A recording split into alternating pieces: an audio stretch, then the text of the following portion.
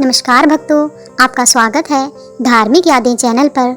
आइए शुरू करते हैं एक आध्यात्मिक सफ़र जय श्री श्याम के साथ। उड़ीसा के पुरी शहर में हर साल निकलने वाली जगन्नाथ रथ यात्रा से एक पौराणिक कहानी जुड़ी हुई है।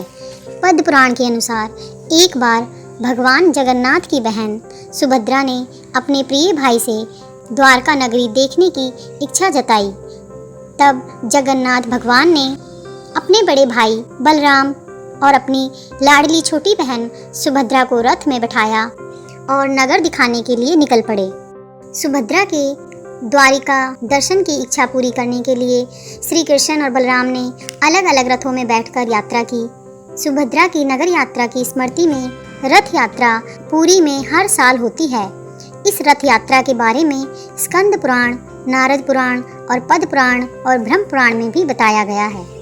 इसके पीछे एक पौराणिक कहानी भी प्रचलित है। एक बार राजा इंद्रधुम्न ने जगन्नाथ, बलराम और सुभद्रा की मूर्तियां बनवाई, तो रानी गुड़ीचा ने मूर्तियां बनाते हुए मूर्तिकार विश्वकर्मा और मूर्तियों को देख लिया, जिसके चलते मूर्तियां अधूरी ही रह गईं। तब आकाशवाणी हुई कि भगवान इसी रूप में स्थापित होना चाहते हैं। इसके बाद राजा ने इन्हीं अधूरी मूर्तियों को मंदिर में स्थापित कर दिया। उस वक्त भी आकाशवाणी हुई कि भगवान जगन्नाथ साल में एक बार अपनी जन्मभूमि मथुरा जरूर आएंगे। स्कंद पुराण के उत्कल खंड के अनुसार राजा इंद्रधुम्न ने आषाढ़ शुक्ल द्वितीया के दिन प्रभु के उनकी जन्मभूमि जाने की व्यवस्था की। तभी से यह परंपरा रथ यात्रा के रूप में चली आ रही है। मंदिर में भी एक प्राचीन कथा है कि जगन्नाथ मंदिर में प्रातःकाल भगवान श्री जगन्नाथ को खिचड़ी का बाल भोग लगाया जाता है। एक भक्त कर्माबाई प्रातःकाल बिना स्नान किए ही ठाकुर जी के लिए खिचड़ी बनाती थी। ठाकुर जी स्वयं बाल रूप में कर्माबाई की खिचड़ी खाने के लिए आते थे। लेकिन एक दिन कर्माबाई के यहाँ एक साधु मेहमान आए।